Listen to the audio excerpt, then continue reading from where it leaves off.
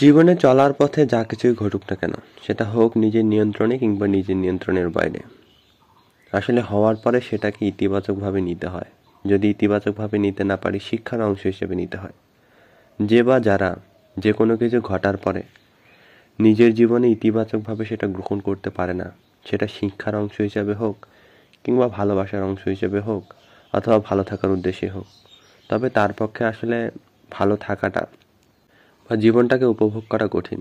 আসলে যে বা যারা যার জীবনে যেটা ঘটে গেছে, সেটা ইচ্ছায় হোক অনিচ্ছায় হোক, নিজের নিয়ন্ত্রণে থাকায় হোক না থাকায় হোক, যে বা যারা এই বিষয়গুলো মানতে পারে না, তাদের জীবনে কোনো না কোনোভাবে দেখবেন হতাশা, শোক, দুঃখ, অপ্রাপ্তি এগুলো আসলে বেশি।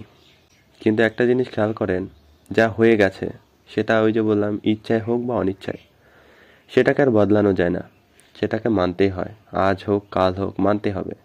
যদি মানতে না পারেন, তাহলে কোনো না কোনোভাবে সেটাকে স্বীকার করতে হবে। স্বীকারও যদি না করেন, সেটাকে তার মতোই থাকতে দিতে হবে। বিষয়টা হচ্ছে এরকম, যা হয়ে গেছে তা বদলানোর কোনো সুযোগ নেই। আর নেই বলে নিজেকে ভালো রাখতে, ভালো থাকতে, যা হয়ে গেছে সেটাকে মানতে হয়। যে যত তাড়াতাড়ি যা হয়েছে সেটা মানতে পারে, তার পক্ষে ভালো থাকা, সুস্থ থাকা সহজ। আর সব থেকে বড় কথা হচ্ছে, যা হয়েছে তা যদি ভালো নাও লাগে, তা যদি হতাশাব্যঞ্জক হয়, তারপরেও সেটাকে স্বীকার করতে হবে।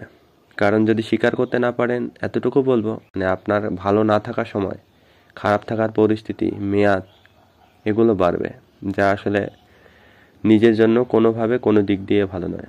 তবে হ্যাঁ, যদি শিক্ষার হিসেবে নিতে পারেন বা শিক্ষার অংশ হিসেবে নিতে পারেন, তবে সেটা ভালো।